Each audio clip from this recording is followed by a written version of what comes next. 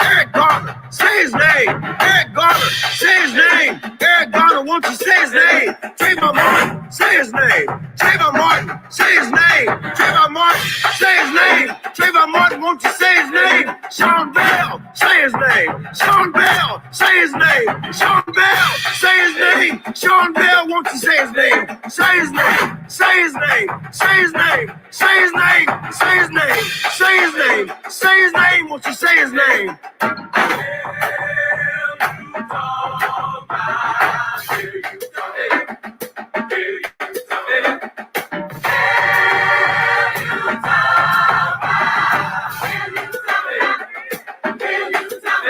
Freddie Gray, say his name. Freddie Gray, say his name. Freddie Gray, say his name. Freddie Gray, won't you say his name? Ayanna Jones, say her name. Ayanna Jones, say her name. Ayanna Jones, say her name. Ayanna Jones, won't you say her name? Sandra Bland, say her name. Sandra Bland, say her name. Sandra Bland, say her name. Sandra Bland, won't you say her name? Say her name. Say her name. Say her name. Say her name. Say her name. Say her name. Say her name. Won't you say her name?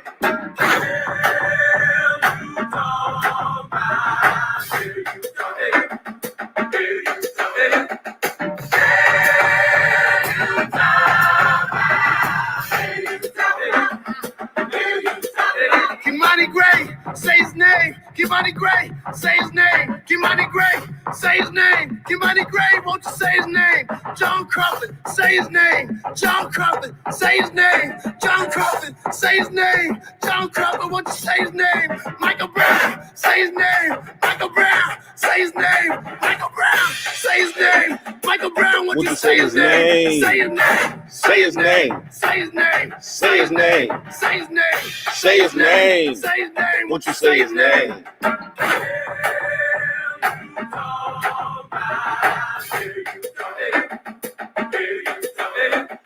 90.7 WTCC. Good morning. Welcome to the Spoken Word. I'm your host, Bishop Talbert Swan, the second. And as usual, we'll be telling it like it is through cultural idioms and nuances that shape the order, ethos, and chaos of the African-American experience. Words have their own vitality. They shape their own consciousness and create their own context for interpreting social and spiritual reality. The spoken word contains the power to reshape the landscape of society. It is 4 minutes past the hour of 9 a.m. Welcome to another edition of the Spoken Word right here on WTCC FM here in the Pioneer Valley, and also streaming live to you all over the nation right now via our various social media platforms. Do me a favor, like, share, comment, subscribe. Tell a friend that the bishop is on the air right now. Share with him. Tell him we got to talk, family. We got to talk, family. Listen. Election day is tomorrow. You know, this has been a very interesting, trying, and strange time in the life of our nation and the world. We're in the middle of a global pandemic. Life as we have known it has really changed drastically. Under normal circumstances, I would be in St. Louis, Missouri right now, attending the 113th International Holy Convocation of the Church of God in Christ. However, that is not happening right now because of the pandemic. Normally, thousands of our parishioners and members and visitors would be gathering from all over the world. And we'd be there for about 10 days, worship services, workshops, seminars, you name it. All of that would be happening throughout the course of the next 10 days, our business meetings, so much. So definitely going to miss that experience. This will be the first time in 26 years that I did not go to attend the Holy Convocation of the Church of God in Christ. First time in 26 years. So definitely going to miss the fellowship with my brothers and sisters from around the nation. As this is our time, this is our time that we get together. But you know, life goes on. We adjust and we move on. So listen, you already know what it is. Tomorrow is election day, so you know what I'm going to be talking about today. What's at stake? Election 2020. Coming up at 1:30, Senator Eric Lesser is going to come on and give us our State House update. About 45 minutes past the hour, First Lady is going to come on and we're going to chop it up even more about tomorrow's election. 413-337-1867, 413-337-1867 is the number here to connect you to me so we can talk about what's going on. Those on social media, do me a favor, rep your city, rep your town. Let me know where you're coming in from. Always love to know where my listeners are coming in from, what city, what town, where you be. So definitely want to know that. Good morning, Aunt Marion. Good morning, Gregory. Good morning, Dr. Lovejoy.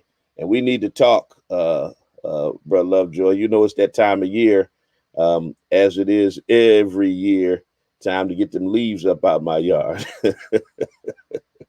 Oh boy. Hey Whitney, my baby girl, chiming in from Chi-Town, from Chicago. All right. So rep your city, rep your town. I see Texas is in the house. I see Chicago is in the house. Definitely want to know where you are coming in from. All right. Tell somebody Bishop is on the air. Start you a watch party. Those listening over the radio, tell a friend, tell somebody Bishop is on. We're going to chop it up about this election that's happening tomorrow. Tomorrow, y'all. Tomorrow. Don't y'all go nowhere. Stay with us. It is the spoken word. So let me play a little bit of spoken word. Love this piece here. This is from my late sister, Rhonda Swan, who started out this program with me 20 years ago. It's the 20-year anniversary of the spoken word radio broadcast. And when we first started, we alternated Mondays until she moved away to Delaware to take a job as an editor at a newspaper. And then I took it over solo. But she started out on this journey with me. We lost her 5 years ago, and definitely cherish her memory. This is called I Like What I See. Stay with me. Don't go nowhere. We'll be right back.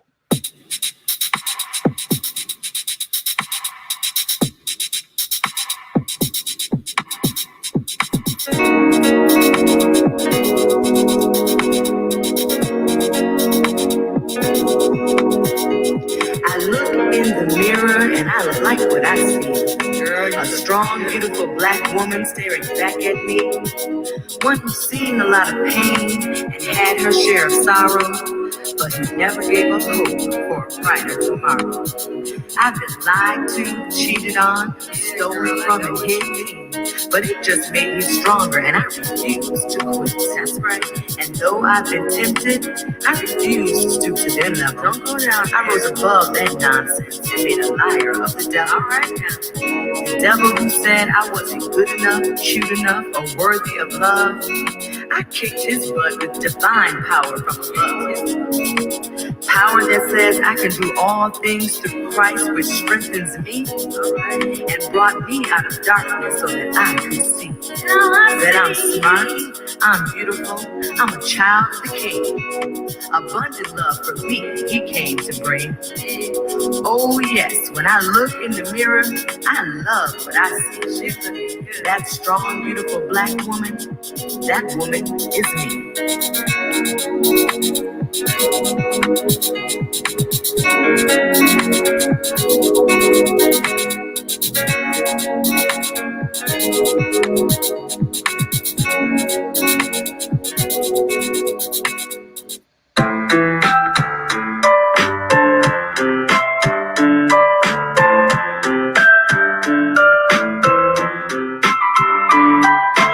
Think that when his nation is burning from the East Coast to the West Coast, that he would get up and try to unite people, try to bring people together, try to condemn the social injustice that brought us to this point. But no, he wants to thugify black folk. When white folk came to Michigan, armed to the teeth, carrying AR-15 rifles, dressed in combat gear. Come on, somebody, carrying nooses and waving racist Confederate flags. He called them very good people and demanded that the governor of Michigan cut a deal with them and talk to them. But when black folk came to protest the unjust murder of black people, he called us thugs. Yeah, thugification, demonization, and criminalization are all attempts at ultimately dehumanizing us, because if we can prove that someone is less than human, then we can justify killing them.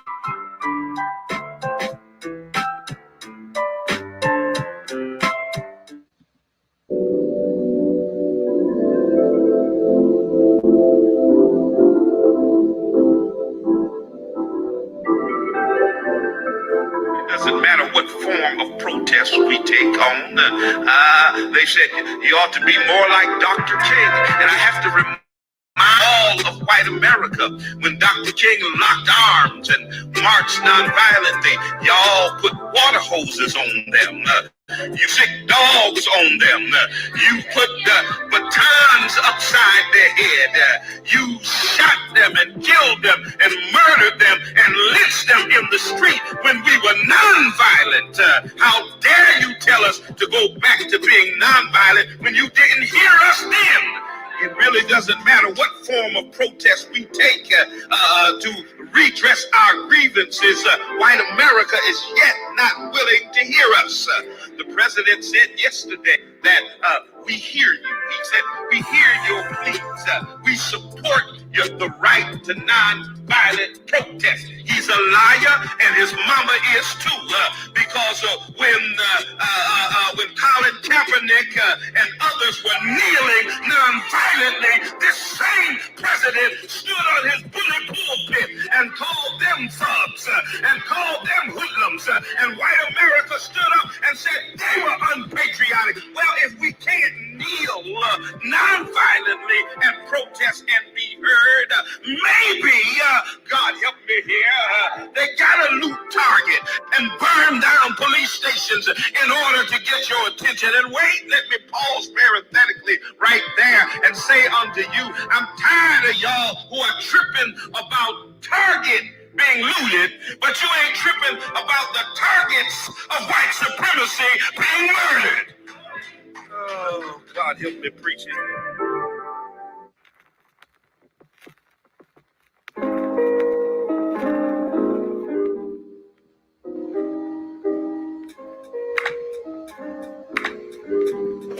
All right, 90.7 WTCC. Good morning, everybody. Greg Haywood, ow. What's going on, my frat brother? All of the brothers of Iota Phi Theta Fraternity Incorporated. Good morning, our Ole. What's good with all of y'all out there? And to all my Pittsburgh Steelers fans. Yes. Listen, I went to sleep after church, wifey was making dinner, and I came down to the man cave and put my feet up on my recliner, and I fell asleep, and my son-in-law right now is talking about some blue. He's a Sigma. Anyway, and I fell asleep, and the Steelers were down 17-7, and I'm saying, come on, you can't let the Ravens beat you, because then you'll both be 6-1, and they'll have the division lead by virtue of the fact that they beat you. Can't do that, Steelers. Can't do that. So I went to sleep, resting in the arms of Jesus. And when I woke up, we had been victorious. Victorious. Yes. 28-24. Steelers in the house on them Ravens. So all you Raven fans, in the face. Whitney. Yes. VJ. I already got to talk junk to Bishop William McMillan. I got to talk junk to Bishop Joel Lyles. To all of you Raven fans, in the face. All right. 413-337-1867.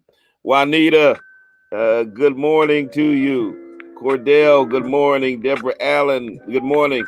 My friend, my brother, the Bishop, Dwight E. Walls Sr.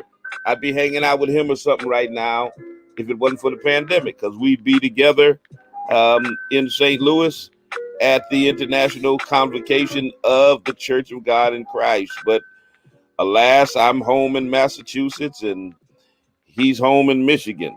The Lord had other plans for all of us during this time. Lisa, cousin Lisa from the Shy in the house. Michael Moore, I see you. I see all of y'all. Keep repping your city. Keep repping your town. Carlos Rivera, Lady Karen McKnight Hightower, all of y'all. I see y'all up in here. I see y'all. 413-337-1867. Let me get the number up here before I forget and get knee deep in my conversation. Like I said, half past the hour. I've got Senator Eric Lesser coming up, and then about 45 minutes past the hour, me and the First Lady are going to chop it up a little bit. But listen, I can't underscore this enough. Tomorrow's election day, y'all. Don't make no excuses. Come on, stop it. Don't. If after 4 years, the American system reelects a president who openly scoffs at democracy, who encourages political violence and election interference, who revels in corruption and ignorance, who is an avowed white supremacist and open racist, then something is deeply wrong with either the system or the people, or both. And I venture to say both, because I realize that there are some crazy people in America. I just think if you support this guy, you're crazy. Hey, I got the right to my opinion. I know you say I support him for this reason, that reason. Yeah, there's just too much stuff that you're ignoring for me to buy it. Too much stuff that you're ignoring. No, too much stuff. Somebody wants to know what my shirt says. It says we are done dying. We are done dying. My NAACP shirt. It's too much stuff that you're ignoring. Okay. To just, act like, whatever your reason for supporting this guy is enough to balance out all of the negativity around him. Following all of the racist statements by this guy, the racist chants from his supporters, white power, it's become increasingly obvious that the 2020 presidential election is going to have higher stakes than most. Every presidential election matters. Every election matters, for that matter. From setting the policy agenda to shaping the Supreme Court. But there are some elections that have consequences that determine whether the nation will be fundamentally altered and whether its commitments to democracy, to a democratic government, will even survive. I think this is one of those elections. And that's why the stakes of this 2020 election are so high, because they're not solely about just Trump. It's not solely about Trump or Biden. You know, it's a measure of how much voters respect and are willing to protect America's so-called democracy and whether the system will reflect their desires. You know, the electoral system is being assaulted. The attack on voting rights has been accelerated as conservative, with now a 6-3 majority Supreme Court, are purging voter rolls, shuttering polling places, instituting stricter voter ID laws, all of which target Black people in particular, and other non-white folks. And at the same time, you got lawmakers that are resisting efforts to bolster election security after the foreign attacks of 2016 and the reports that there were foreign attacks during this 2020 election. And not only have electoral mechanisms been under attack, so has the very philosophy of democratic elections that run on the notion that well-informed citizens will base their ideals and interests.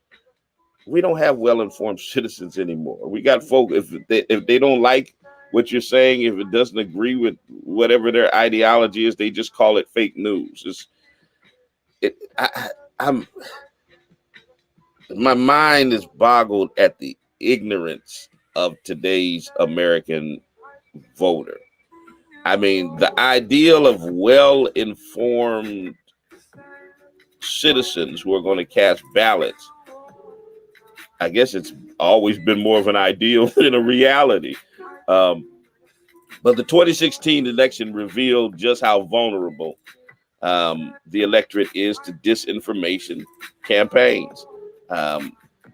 Same thing happening today. Disinformation, conspiracy theories, QAnon, all kinds of foolishness is happening out there, amplified by new media forms. This is insanity. What's going on in our nation today? It is completely insane. Good morning, caller. Good morning. I just want to say, whoever wins the election, I just hope it's accepted. I think we've seen enough rioting. Now let me ask a question. You say whoever wins, you hope it's accepted. There's only one person who's running for office who said they wouldn't accept the results of the election. Do you have a fear that somebody else wouldn't accept it? Well, I can certainly make the point that in 2016, your side never did accept the election. So what's my side? Accepted it. What's my side? I think I know who you're voting for, and I think you know who I'm voting for, and it's fine. We can disagree on that. I just hope that whoever wins the election is no I think if Trump wins... Wait. Hold it. You didn't answer the question, though. The question was, are you worried that somebody else is not going to accept? Because there's only one candidate who said they wouldn't accept. Wait, let me finish the question. There's only one candidate who said they wouldn't accept the results of the election. And that's your guy. Wait a minute. I'm talking about the people who support. If Trump wins, there's a reason why they're boarding up businesses in inner cities right now.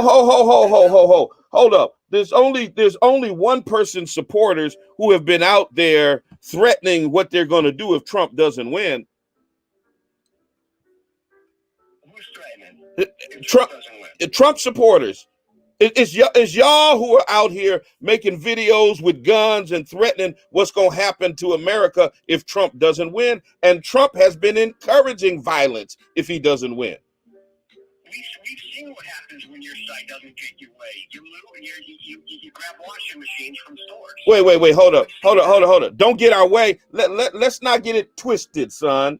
Let's not get it twisted. The difference between Trump supporters threatening what they're going to do if he doesn't win an election, and the angst, the anger, and the frustration of people because of the continued extrajudicial murder by law enforcement of unarmed black people. There's a difference between the two. Okay, so let's not hold on. Let's not get it twisted. When you want to talk about looting, you don't want to have that conversation with me because y'all been looting the world. Wait a minute. One point here. One point. I don't see these people all broken up about a black man dying when they're laughing and shoving stuff in their bags. They don't look like they're all broken up about the black man who's been killed. So let me ask you a question. Why the hell are you so much more passionate about somebody stealing a washing machine than somebody killing an innocent black person? Explain that. Wait a minute. Who killed No. Explain that. Because you've never called my program to complain about unarmed black people being murdered. You never called here expressing the kind of angst and passion that you have now. When George Floyd had his neck kneeled on for 8 minutes and 46 seconds, you didn't call here yelling and screaming about that, but you tripping about a washing machine? Wait. I think I called. That was terrible. That was awful. Oh no, but you didn't call here tripping about that. You didn't call here tripping about Derek Chauvin. You didn't trip about Derek Chauvin and the police officers that were guilty of lynching George Floyd, but you here tripping about somebody stealing a doggone washing machine. These aren't all George Floyd's, okay? That guy in Philadelphia was a career criminal. I don't care what he was. I don't. Wait. Hold it. No. First of all, we can talk. We can sing together. We're not gonna talk at the same time. Okay. Now let's not get it twisted. Let's not get it twisted. I don't care if he had a rap sheet as long as the Nile River. It's not the police. I'm talking. It's not the job of the police to murder people. I don't care what their criminal past is. And that's the problem with you white supremacists. Y'all always trying to justify the murder of black people by talking about what their record was. The job of the police is to arrest somebody, not to lynch them. Okay? I don't care what their record is. That doesn't justify murdering unarmed black people. Stop it. Cut it out. 413-337-1867. That's the typical white supremacist talking point is, oh, that guy had a record. Plenty of white folks got records. They don't get lynched by police, though. I don't know whose show you thought you was calling. 413-337-1867. That caller is what you call gaslighting. I hope both sides will be able to accept the results of the election. There's only one side that has expressed that they won't accept the results if they lose. That's your boy, the genital grabbing rapist. That's the one who said he would not accept the results of the election. It's you and the other Trump supporters that have been out here talking about how there's going to be chaos and violence in the streets if Trump doesn't win. It's your boy who bragged about being able to shoot somebody on Fifth Avenue and not lose the support of people like you. It's your boy who retweeted,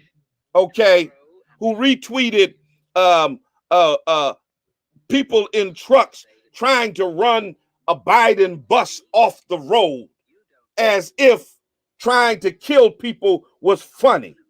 So don't sit up here and try to both sides this thing. Y'all the only side that's advocating violence and anarchy. Good morning, caller. You're on the air.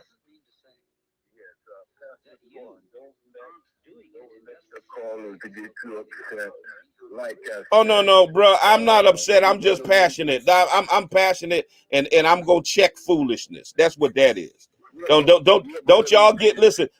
Don't get it twisted and and think because I raise my voice or I talk strongly or passionately, I'm upset, I'm angry. Don't angry black man me. Okay? Yeah, but like I said, after tomorrow, you will hear my voice and you will see me on the podium worldwide about this unprecedented racism here in America. Just like you said, this is supposed to be a democracy. Oh my God. Okay, sir. Keep the faith. All right. I got you back. Thank you for your call. 413-337-1867. No. Don't y'all get it twisted. Don't angry black man me. That's just me. Y'all been listening to me for 20 years. And trust me, the caller ain't phasing me any. I'm not gonna lose any sleep. I'm just correcting, disinformation that he's spreading. Because no one else in this election, period. No one on the presidential ticket, no one running for Senate, city councilor, or dog catcher has said they wouldn't accept the results of the election. There's only one dude who said that. So you're not going to gaslight on here. Good morning, caller. You're on the air. Good morning, Bishop. Just a quick comment I just wanted to say. When George Floyd died and Breonna Taylor, there were a lot of white groups who were Trump supporters who were out there rioting and destroying property too. So I hope that caller is still listening. You can't just pin this all on us. Oh, of course not. And there were plenty of provocateurs who were, matter of fact, they found one in Michigan who was a cop who was going around busting out windows and stuff like that. So we know what's going on. Yeah.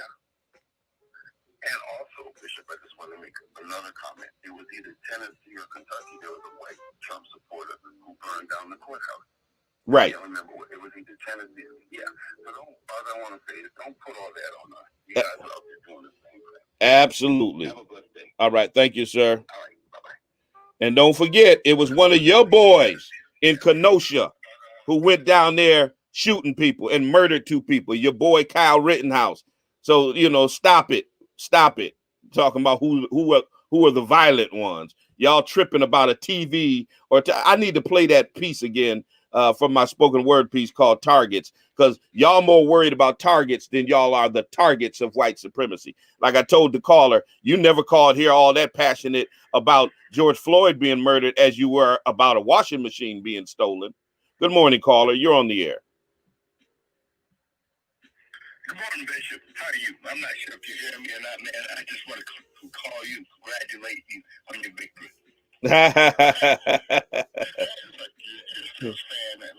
Steelers Nation. You lost yesterday. I'm so sad, man.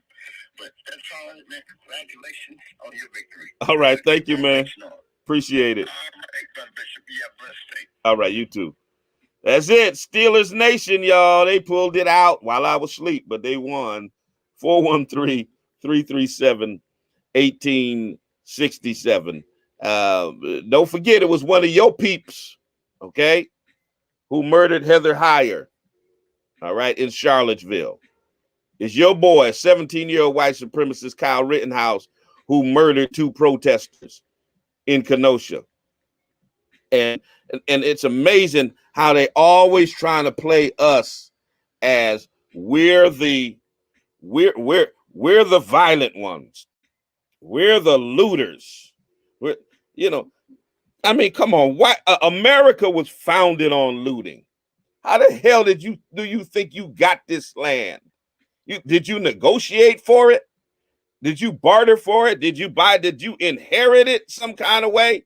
How do you think you got America? You came here and murdered Native Americans and you looted their land. And now y'all want to trip. Always talking about every single time there's an angry response to the extrajudicial murder of Black people. Y'all always talking about, but what about the looting? What about the looting? Stop it. Cut it out. Let me play this piece. I got to get the senator on. Y'all see, y'all messing with me this morning, and you know better than that.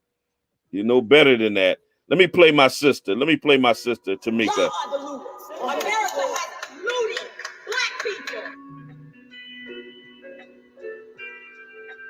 What is happening in America is that white nationalism ideology is running wild.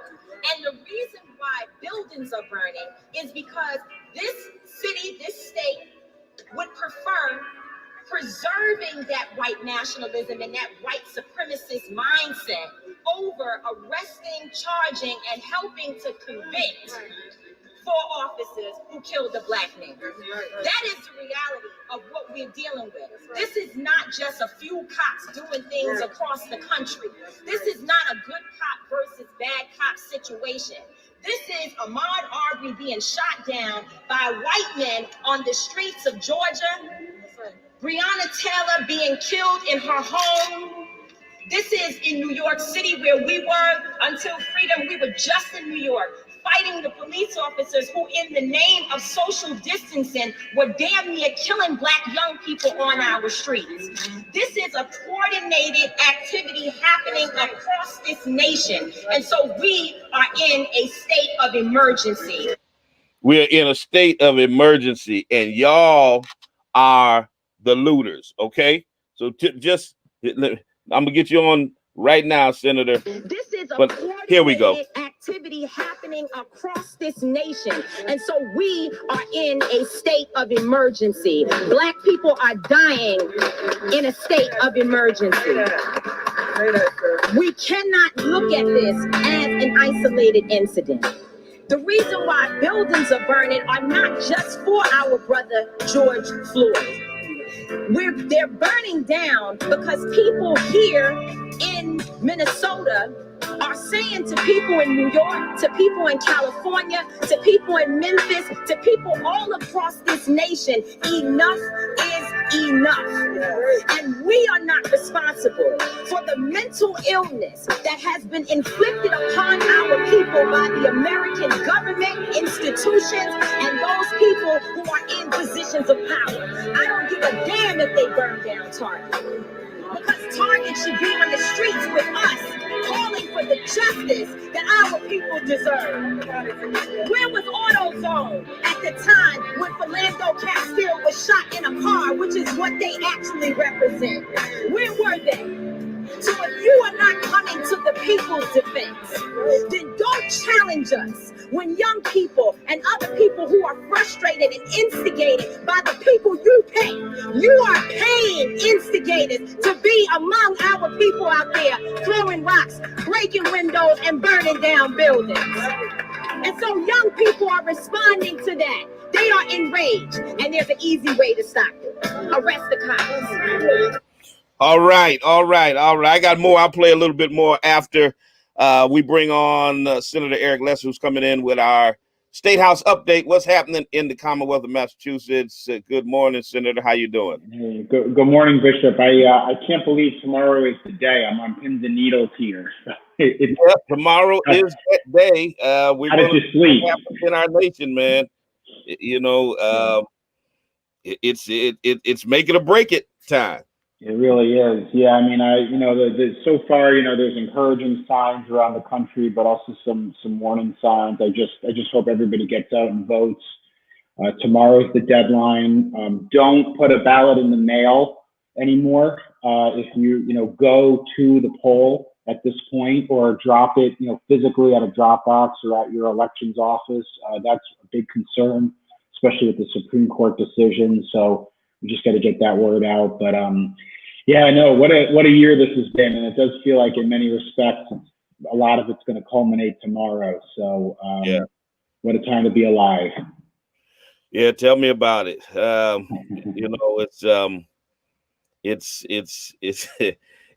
It's an interesting time. It's an historic time.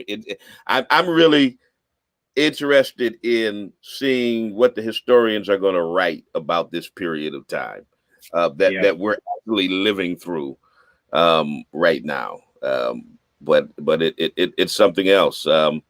So what's your feeling about tomorrow's election, and then tell us what we need to know about any updates here in the Commonwealth.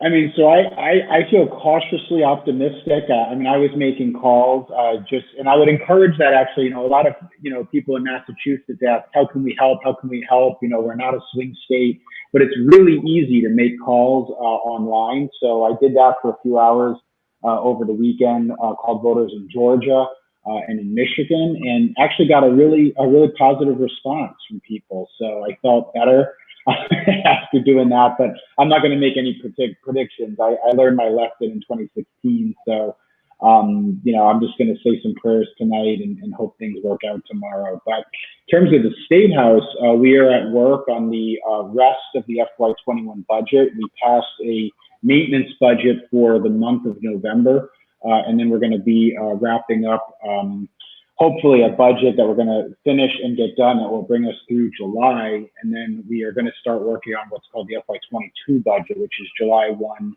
through July 1 of 2022. And, we are cautiously optimistic that the worst case scenarios are not materializing for the budget, which is good news. But just a warning to everyone, and I know, we've talked about this from the beginning of the pandemic, Bishop, but we are now in a second wave in Massachusetts. Yeah. There's no doubt about it. So people we were getting alerts from the governor's office about Springfield specifically.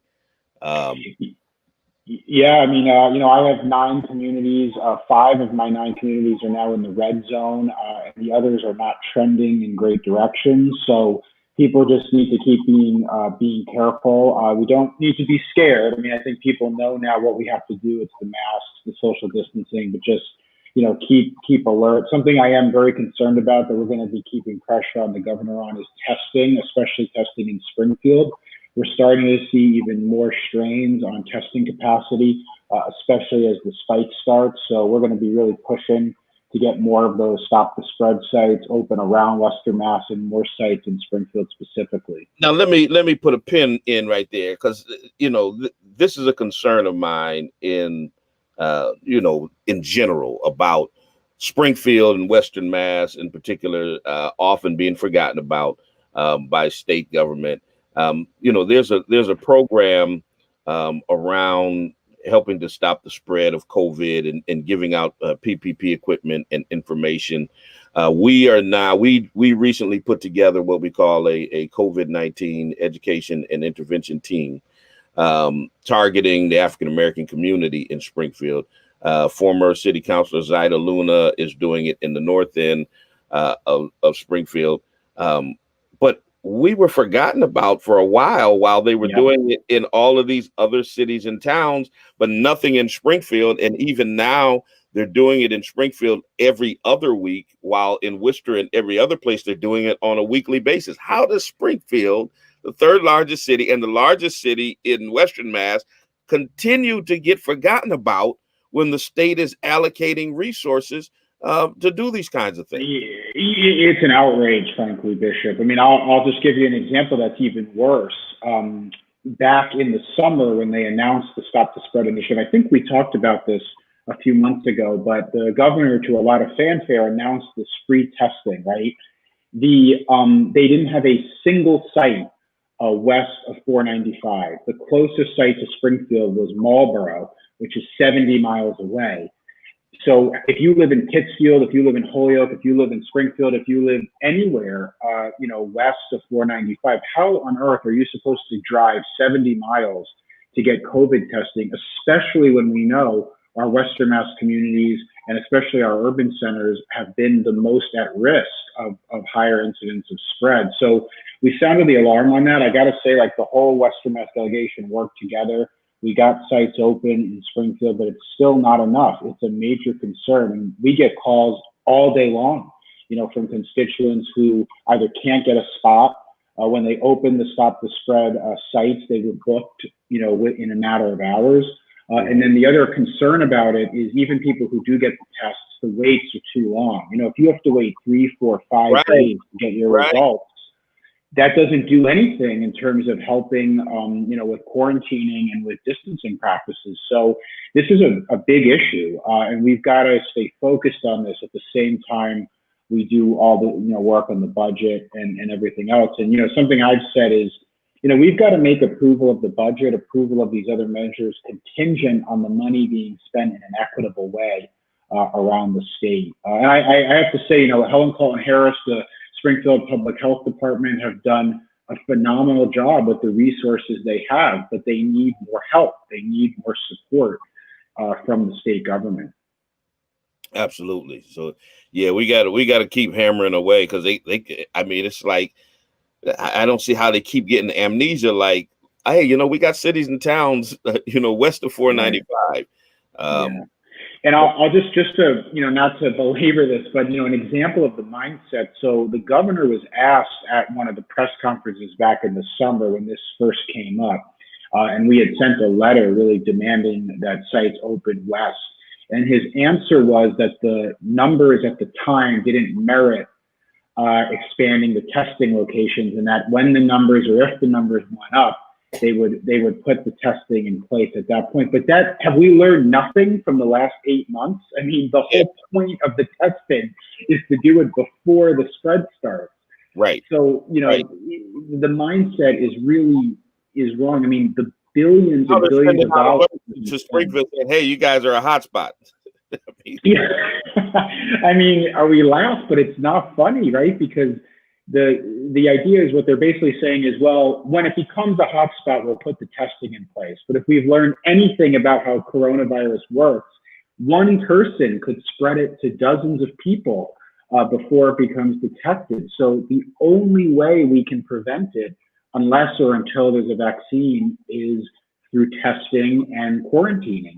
And that's really the only tool we've got. And we can't do that if we don't have the testing capacity. I think it's worth, Taiwan has gone 200 days without a single positive case. Wow. And it has a population the size of Texas. Well, we've got good examples even here look at the NBA. I mean, right. They finished their season in the bubble and didn't have one player test positive. So, there are strategies that can be used to stop the spread. Yeah, I mean, it's not to bring it back to the election tomorrow, but the absolute lack of leadership and the absolute breakdown of an anywhere remotely adequate response is going to be, you mentioned what historians are going to say. I think people are going to look back at this period and shake their head and say, how did the United States, the wealthiest, most powerful country on earth, let this get away from them the way they did? And it's not the local community's fault. I really do need to applaud, the public health authorities in Springfield, Chicopee. We work closely with all of them, and they are doing what's asked of them. But you can't expect local communities to stand up, a testing regime that really only a federal government has the resources to do. So, a lot is riding on tomorrow, but just as our community, I just want to really plead with people to just stay vigilant about the virus, because unfortunately we are now in that second wave. The numbers are very clear; they're going up. Yeah, absolutely. Well, we're praying for the best, and we're continuing to encourage people to do what's necessary. Wash your hands, wear your mask, social distance, avoid large crowds, all of that kind of stuff. We're entering the winter season. Everybody's indoors. It's the flu season. All of that, comes in to exacerbate this whole pandemic. And so we really, and there are people who are prognosticating, another 200,000 people dying before the end of the year. And, we don't want to see anything like that happen. But, the leadership that we have currently, is, the other day, the president's chief of staff publicly admitted that we're not going to get a hold of this pandemic. It's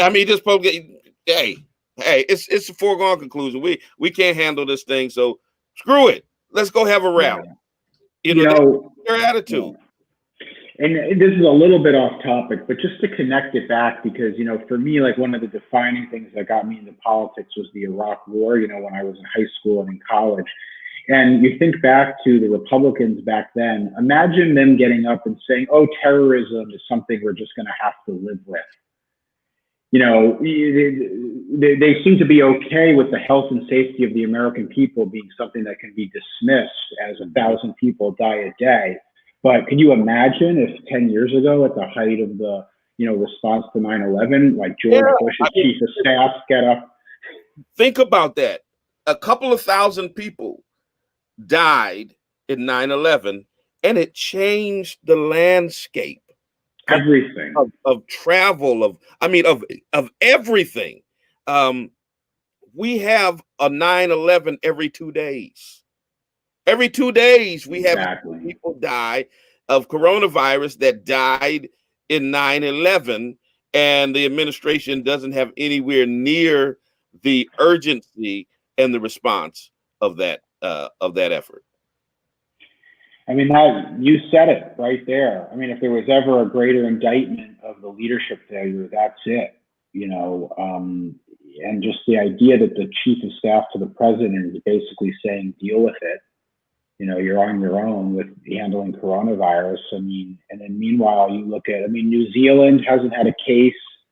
You know, they're basically back to normal. Taiwan, people can dismiss that. They can say, oh, those are islands. It's easier to control. Well, you know, we're the United States of America. You know, whatever happened to the attitude that we could do anything? I mean, our neighbors to the north, you know, they're, you know, Canada, they've had a much lower death rate and a much more robust response. So, you know, all of this is at stake. I mean, just to kind of tie it up, I mean, what you were saying about historians, I think tomorrow will be the inflection point, right? Tomorrow will be the day when people say, you know, we've started to right the ship in this country. Started, you know, it's not going to be the conclusion, but it could be the start. Or we decided as a nation to double down on a very bad direction that I think could ultimately mean a much weaker and much poorer and much less successful country for all of us. So no pressure, but we got a big day tomorrow. Big day tomorrow. Tell everybody how to get in touch with you, Senator. Yeah, well, thanks for having me, Bishop. And as usual, people can call the office, 413, of course, 526-6501. That's 526-6501. Email eric.lesser@masenate.gov, at Eric Lesser on Twitter, at Eric Lesser MA on Instagram, and Facebook is Eric Lesser MA as well. Also, or if you just search Senator Eric Lesser, it'll pop right up. So email, phone, or you can just stop me at an event or in the community. There's less events than normal, but there is still some things going on. So trying to get out where we can in a safe way. All right. Always a pleasure. Thanks, Bishop. Take care. See ya. All right. 413-337-1867. 8 minutes left in the program here on WTCC. We'll continue to go until 10:30 on the live stream, 413-337-1867. Let me see if I get First Lady on here before this program is out. She's got some stuff she wants to talk about. So, all right. Yeah, she's upstairs, but I don't know. Maybe she's making me breakfast or something. Who knows? 413-337-1867. Boy, a lot going on, my brothers, my sisters. The country is one day away from what many are arguing is the most significant and consequential election in a generation. Also, one of the most divisive presidential elections in history. You know, tomorrow we choose who will lead America for the next 4 years. No matter which way the pendulum swings, the question looms: if Black people will be in the same relative position, considering the unresolved fight for freedom, justice, and equality after being under the foot of oppression for 465 years, will we be in a better or worse position at the end of the next 4 years? However, What is clear is when the election is over, whether 46-1 or whether Joe Biden emerges victorious, Black folks need to be able to ensure that our demands are met. All right. You know, we need to make sure that they are met. Period. We can't just sit on the sidelines continuing to choose between the lesser of two evils, but then never having our demands for the Black community met. COVID-19 is running rampant. It's had a disastrous effect on the entire nation, but a particularly terrible effect on Black people. So there's a lot at stake in this election. So, babe, we got 4 minutes left on WTCC. Give me a 2.5 minute synopsis on what's at stake in this upcoming election. And then we'll continue with our streaming audience. Wow, I feel like I was caught completely off guard, but, you know, I've been saying, you know, throughout this election season that not only is our democracy at stake, but literally the lives of Black folk are at stake. Black and brown people, poor people, our education, our quality of lives are on the line. I was thinking about it's down to the amount of contamination that's in our water that we have to use and we have to drink every day. This has been crazy. Like never before. I never thought that this day would come in America. Although I was very critical of America and the government and this, that, and the other, but I never thought we would see a day or an election like we did in 2016. I never thought that day would come, and certainly like fast forwarding 4 years later, it's like the worst of America. And so like all of that denial I had to come out of. A lot of us, we had to come out of.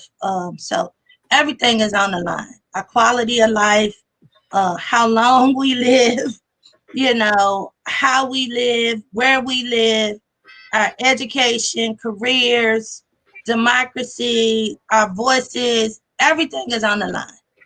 All right. You know, the next generations, you know, everything is on the line right now. Everything is on the line, and tomorrow is election day all over the nation. Get out, and you need to vote. Listen, if you're looking for a place to worship, check us out at the Spring of Hope Church of God in Christ, 35 Alden Street, Springfield, Massachusetts, the big brick church right there at Six Corners, 11 o'clock a.m. on Sunday. With social distancing, all of the necessary protocols are in place, but you can catch us streaming live on Facebook and on YouTube as well. It's always a pleasure being with you, Pioneer Valley, our listeners here on WTCC. Listen, our streaming audience, stick and stay with us. We're coming right back up after we sign off of WTCC. Listen, WTCC audience, until the next time I talk to you and you talk to me, always remember, God loves you, and so do I. We'll be right back.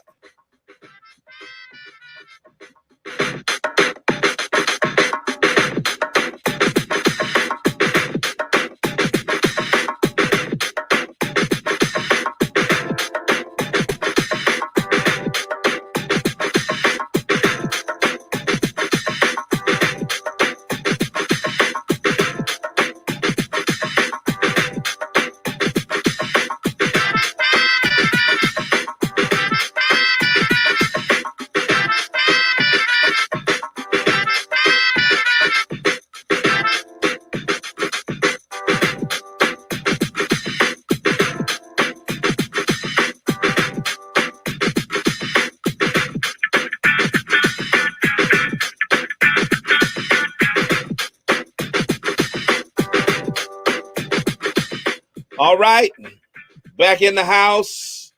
Those of you that are on our live stream. Once again, rep your city, rep your town. If you're just getting over here to us, let us know where you're listening in from. Always love to know what part of the world our listeners are coming from. So rep your city, rep your town. Good morning to each and every one of you. This is the extended edition of the spoken word, which we do after we sign off of WTCC. Well, we've been doing this throughout the pandemic. So here we are, and we're on with First Lady again. We've been doing this leading up until this election. She calls herself the Beast. Hold on. I can't hear you. Got to get you. Let me see. There we go. Hello, are you there? You there? Hi, Sister Juanita. Hi, Sister. Hi, daughter Whitney. Yeah, she calls herself the Beast. She calls this little segment Beauty and the Beast. I don't know why she calls herself the Beast, but I guess she's being hard on herself. I don't know. Well, I'll take Beast. If you think you beautiful, okay, I'll let you have it. I'll take the Beast. Oh boy, I take the Beast in this cycle. I take that. I'll take it. On, rep your city, rep your town. Where y'all coming in from? I see Facebook on here. I see YouTubers on here. I see Periscoper Twitterers on here. So y'all rolling in from all of the various segments, except for Instagram. I got to figure out, without getting a separate device, how to get my Instagram audience patched into this thing here. But anyway, we'll figure that out in the weeks coming up. But there's a lot at stake tomorrow. So that's all we've been talking about is the election. We'll be with you until 10:30. Then I got to move out for some other meetings. But listen. COVID-19, Supreme Court, policing in America.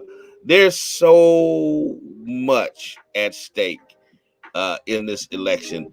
And listen, I want to talk to the millennial audience. So talk. What do you say to that segment of society who has kind of, some of them, I'm not going to broad brush all of them, but there are many of them who are out here talking about why they're not going to vote and how it's not going to make a difference and how they're buying into some of these conspiracy theories and all of that kind of stuff. And I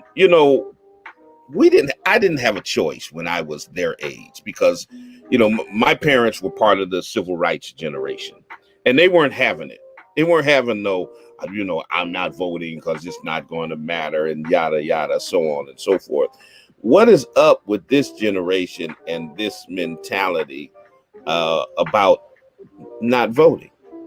What? And I'm going to let you talk about that while I go upstairs and make some tea. So this is the beauty show for the next why would you prompt me? Why would you prompt me? I'm prompting you. Talk about it. Okay. Well, I don't know if that's what I really want to talk about, what's really on my heart. But I will try to answer. Told you to talk about. I will try to answer Bishop's question by saying this: that I don't feel like it's a lot of them. I think it's a small minority of millennials that are questioning whether or not to involve themselves in the voting process. But this is what I think. This is what I feel. When you know your history and when you know what Black people had to suffer, and when you know what Black women did, to propel women or to help women in general to vote. And then, even after 1920, when women got the right to vote, it was white women that was voting. It wasn't until like another 50 years or so until Black women were included in that process. So it's not that long ago, first of all, that Black women did what we do, which is we always help the greater good of humanity. We always look at the bigger picture. And even when we can't participate, we help others, we push the right, sentiment, or we push the right goal. We push the right goal. I'm sorry, Bishop came up here. I don't know what he's doing. But anyway, long story short, I feel like this is a real example of us once again always kind of holding the moral compass, and pushing the envelope, to do the right thing, especially in American government. So when I hear young people say that they're not voting, it doesn't mean anything, and this and the other, I definitely feel and can identify with their frustration. But when you know your history and when you know what your ancestors did, to propel you, to propel you to the place where we are today, or to help us get to where we are today, so that we can access opportunities, and so that our voices can be heard, and so that we can push, the government in a way or in a direction that is just judicial, that serves justice, that that is fair, that is equal. It's basically Black women who have done that. And so when I again, when I think about them, Bishop. Good morning, caller. How are you? I'm good. You're on the air. Yeah.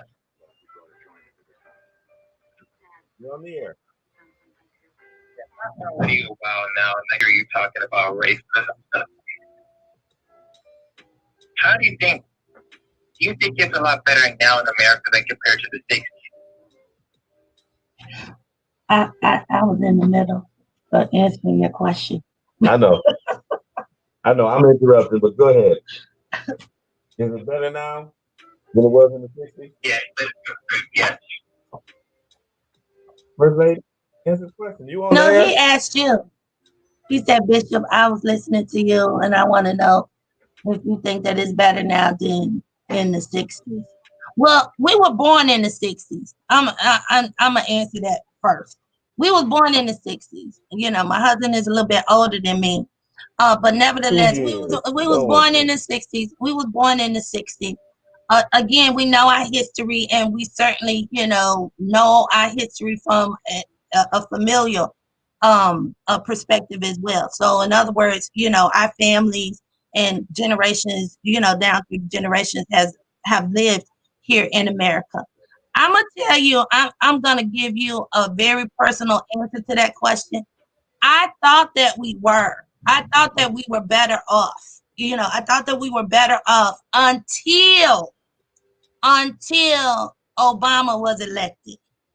And when Obama was elected, my eyes were knocked open. It's not like I gradually, opened my eyes, but my eyes were knocked open with the way that he was treated in office. And then these racists, these nationalists, both in both parties, or all parties or whatever, they were exposed more. They were more emboldened. They were more, I don't know. I just started to see America as it really is, and that's the other thing that's on the line. My opinion with this election, I think over the last 12 years, like the covers have started to be removed from America. So those of us who thought that we were living in a post-racial, a better society, better country, this, that, and the other, like myself, we started to see the realities, or wake up to the realities of what's still happening here in America. And certainly with the help and assistance of technology, we're able to get that information much quicker than we were, certainly in the 60s. But with President, and I've never called him president before, that felt funny on my tongue. But anyway, with Trump, you really see, you know, the part, you know, and you really see people on one side. It's black and white now. It's like no gray right now. It's black and white now. You see the racism, and you see people that's really fighting for justice. So I don't think it's better. Yeah, I think we've had a regression back to the time of the 60s with the overt racism. But here's my thing here is, to me, it really doesn't matter. Because see, oftentimes black people are often asked, well, don't you think things are better now than they were at some period in history? At the end of the day, as long as we have to deal with the disparities in terms of how we're treated in every facet of American society, as long as we have to deal with the extrajudicial murder of our men and women, boys and girls by law enforcement, as long as we have to deal with injustice in the so-called justice system, as long as black people have to deal with systemic racism, anti-black bigotry, and white supremacy in America, it really doesn't matter if it's a little better than it was in the 60s, Right. 70s, We want or it to be the 80s. same. White supremacy is white supremacy. Injustice is injustice. I don't want a little bit of injustice. You know, we want all of justice. You know, it's like people are asking us, well, there's not as much injustice as there was in the 60s, so y'all should be happy and shut up. So to me, you know, I understand your question, but oftentimes I'm offended by the question, because the question is put out there to kind of bait us to say that, or to basically silence our us voicing our legitimate grievances by saying that, well, it's better than it was at some other point in history. We're only killing 10 of y'all a week instead of 15 of y'all a week. So to me, it really doesn't matter if it's better than it was in the 60s, as long as injustice still exists. Like Dr. King said, injustice anywhere is a threat to justice everywhere.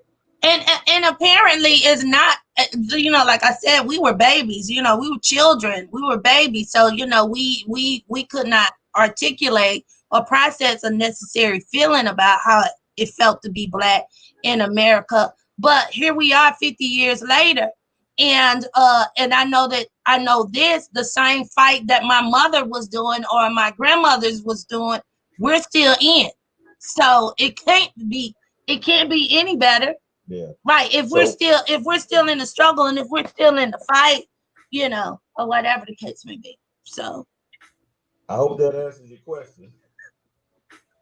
Yeah, but then when you have people comment so saying that, you know, it doesn't exist, that these issues that out there screw for the black family because it calls black fathers. Yeah, well, but Thomas Sowell is a coon, and so I don't pay any attention to him and his ilk. What's your beef with Talbert Swan? And Thomas Sowell's a coon. Larry Elder's a coon. All those folks are coons. Yeah, they and are. I don't have time for anybody any black man. Don't call them coons. Any black man who's claiming that systemic racism doesn't exist. I don't need to talk. I got to get my tea, though. Thanks for your call. Well, let me just say this to that caller while, you know, Bishop is fixing his tea. I just want to say this. I wouldn't call him a coon, but I would say that white supremacy did what it was supposed to do on the minds of some black people. So, you know, white supremacy just don't work, you know, on those of us who are the targets of oppression. White supremacy also works on the oppressor, you know, and to me, sometimes when I think about it psychologically, you know, as a therapist, when I think about it psychologically and emotionally and mentally, I think that it probably does a worse job on the oppressor than it does on the oppressed. You know, because actually oppression is like opposition, it's like resistance, and it makes us stronger. It makes us stronger, and it makes us able, you know, we don't like it, we don't deserve it, you know, we deserve better, but at the same time it makes us stronger, and it makes the oppressor weaker. So that's my impression on that. That's my thought on that. But just kind of getting back to and talking about the millennials. When I think about the millennials, when I think about the young people who are eligible to vote but are not voting, or have made up in their mind and processed the decision to not vote and not participate. I think that somewhere in there they missed it when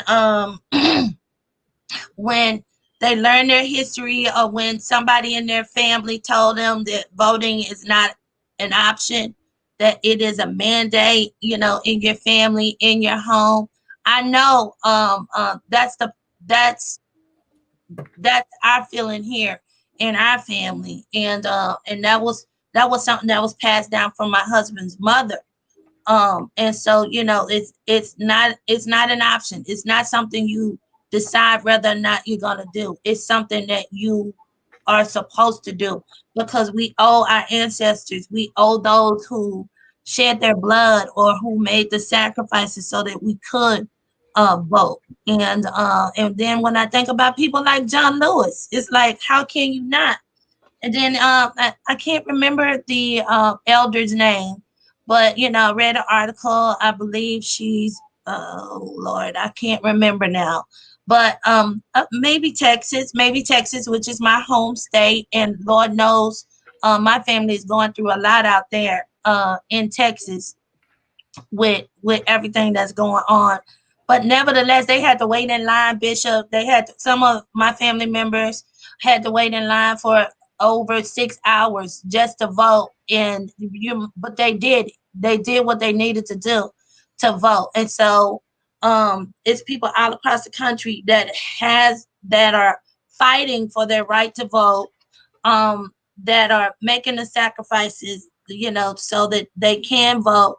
And then when I think about the 94-year-old woman who drove 300 miles to vote and 300 miles back home, 600 miles just to vote, just to cast a ballot, That's insane. we don't have the right. We do That not. is insane. That's what she had to do. That's what she had to do. So, Texas got these ballot boxes set up, like one for every county, or whatever. And it's all a part of the suppression, that we experience. And I don't even like calling it suppression, because to me that sounds too light. That sounds like an inconvenience. This is not just about suppression. This is really to keep us from voting. That's why we have to fight for it. That's why we have to fight for it. So, we don't have the right as Black people. If we're eligible to vote and you don't vote, you're a traitor.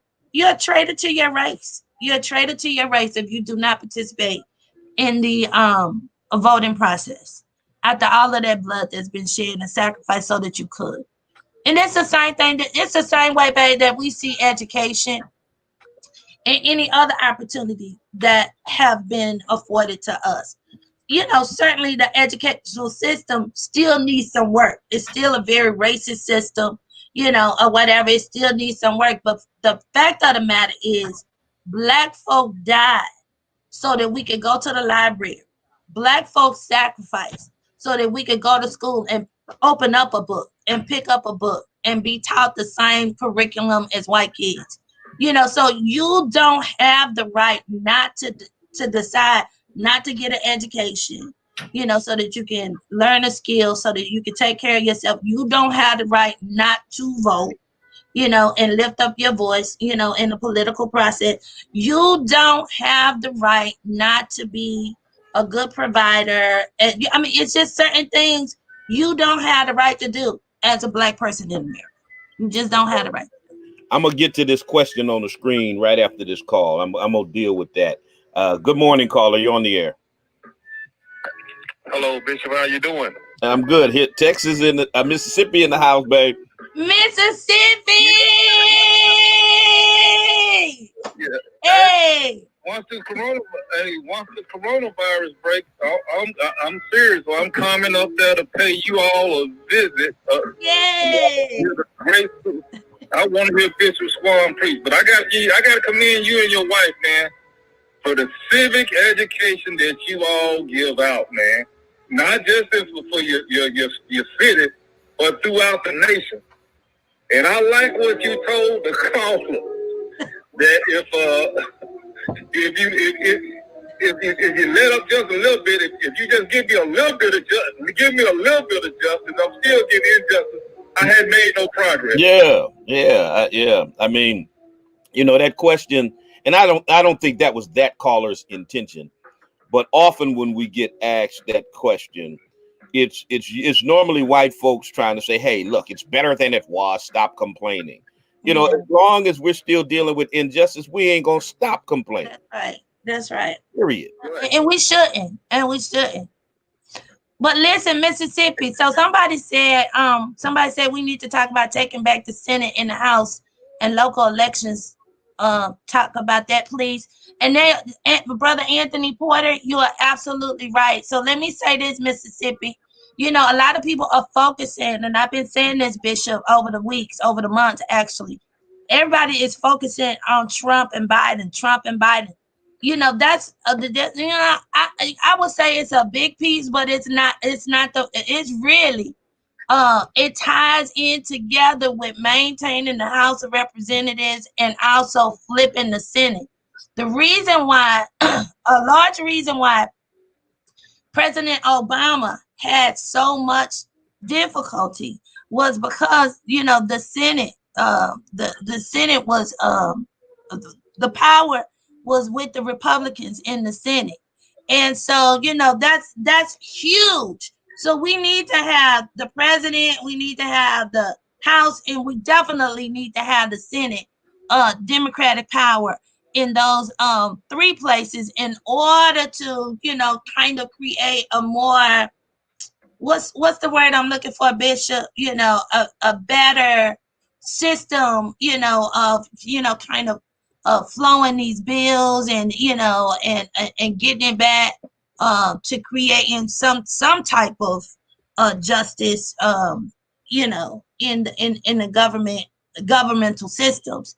And certainly the other thing that I want to say about that is that I think that this time around, Black folk really have an opportunity to make sure that the Black agenda is served, and the Black agenda, you know, that we start checking out objectives in the Black agenda, because the Black agenda has been given to Biden and Harris, and they have made all of these promises. So we have an opportunity now to hold them accountable to a Black agenda, So I just wanted to put that out there. You know what y'all got to do in Mississippi though? Y'all have to, y'all have to, in the next election, y'all got to get rid of Cindy Hyde Smith. I think we're gonna get rid of Cindy Hyde Smith in this election. You know, Mike Espy is I think is 1 point behind. Okay. And we've been having a record turnout of people going to doing absentee ballots. I hope your good friend Bishop Vincent Matthews will encourage people to go vote for Mike Espy. Yeah. Listen, Mississippi, guess what we doing tonight on the phone bank? We making calls for Mike Espy up here in Massachusetts. We ain't playing no games with it. Okay. Okay, well, I'm gonna hang up. Some other people can call in, but hey, I thank you for everything you're doing. I think we're gonna get Mike in there. All Mike right, is the best man. Appreciate you. God bless. Yeah. So one of the my Periscopers, Twitterers, has been asking this. As a Christian, do you support abortion? Why won't you ask a question? Blah blah blah blah. Now let's debunk this foolishness. Come on. Okay. As Christians, we do not support abortion. We do not endorse abortion. And here's the thing. This is the hypocrisy of the religious right. They want to pretend that if you go out and you vote for a Democrat, that means you support everything that's on the Democrat agenda. Yet and still they don't apply that to themselves. So does that mean if you vote Republican, because all of a sudden as a religious person, you say the Republicans are against abortion and against homosexuality, but Republicans are for tax breaks to the rich, for disenfranchising the poor. They're for war. They are for racist practices and policies. There's so many negative things that they endorse. Does that mean you endorse all of that? Because if I'm more than willing to apply that standard to you. So when you ask me, first of all, you don't know how I'm voting. But even if I did vote for a Democrat, that doesn't mean I support abortion. If you vote for a Republican, does that mean you support racism? You tell me that. So we got to stop as Black people being single issue voters, running out here and deciding we're going to vote for a candidate simply because of where they stand on either abortion or gay marriage, and act like nothing else affects Black people at all. But babe, Abortion and gay marriage. That is immaturity at its worst. Well, talk about the fact that, you know, how do you support, like, say for instance, somebody that says, oh, you know, I'm running for president. I don't support abortions, but you're not doing anything about Black Lives Matter. I mean, in other words, you know, yeah. How it's not are a you big deal. pro-life? It's not a big deal to, you know, kill my son. Yeah, how are you pro-life? But you're not pro-life when y'all wasn't pro-life when it came to Tamir Rice, a 12-year-old Black boy getting murdered in a park. Trayvon Martin, You know, Mike Brown.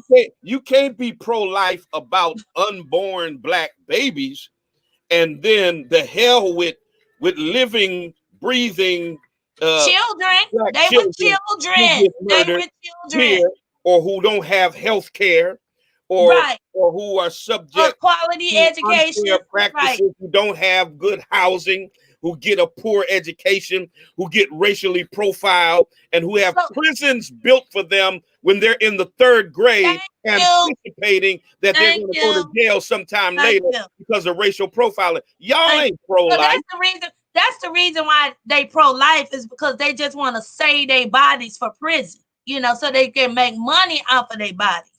That's the reason why they pro-life.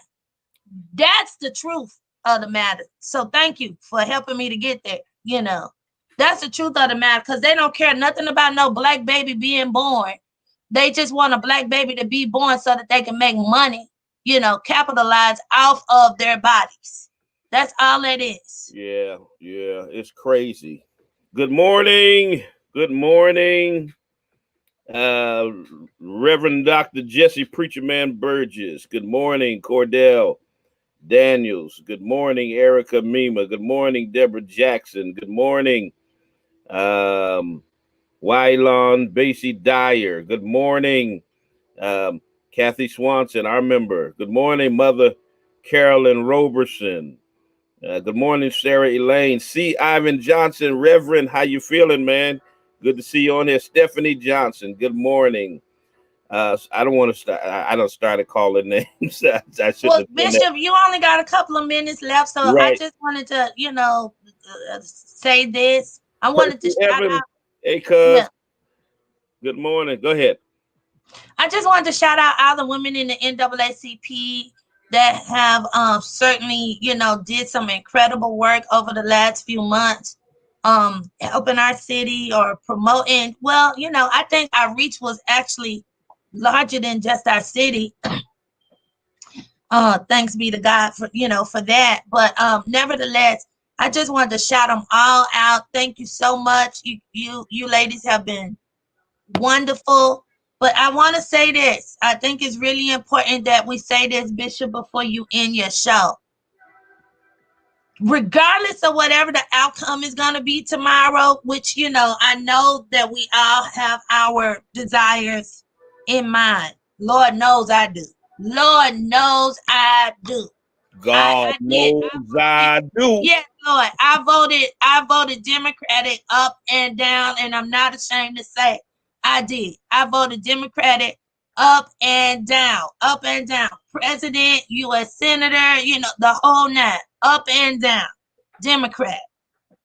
And with that being said, I know regardless of whatever the turnout is on tomorrow, babe, and we're having watch parties all over the country. We're having one and the city's having one. So, because I'm thinking about what happened to us, sweetheart, in 2016 and how I don't want to go depressed back we were. there. That was So, depressing. exactly. So, let's get festive. So let's get ready to, get prepared. But nevertheless, the work is going to continue, everybody. That's what we need to know. We don't get to vote and then relax.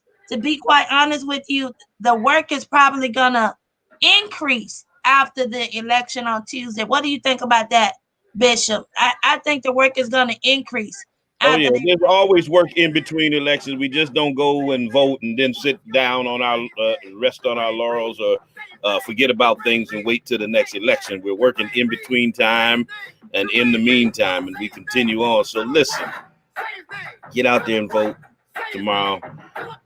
Say a prayer tonight that people are guided to vote the right way. We need to change this nation. For real, for real. Don't forget those local elections are just as probably more important to you than Trump and Biden. Take care, vote for the right people. Come out and vote for the right people. That got your values and best interests at heart and in mind. Go and vote for the right people. There's a vote-a-thon on this evening at 7 o'clock for the Church of God in Christ, the Kojic Counts Initiative. I've been blessed to be the co-chairman of that. And we're going to have all kinds of guests and stuff happening on there. It'll be streaming live from the Church of God in Christ Facebook page. So stay tuned for that. It's going to be election coverage happening from now until this thing is over with. I got to get out your way. Signing off from this edition of Beauty and the Beast. And until the next time we talk to you, God loves you. So do we. See you later. Peace. Blessings. Have a nice day. We out. Say his name, Freddie Gray. Say his name, Freddie Gray. Won't you say his name? Ayanna Jones. Say her name. Ayanna Jones. Say her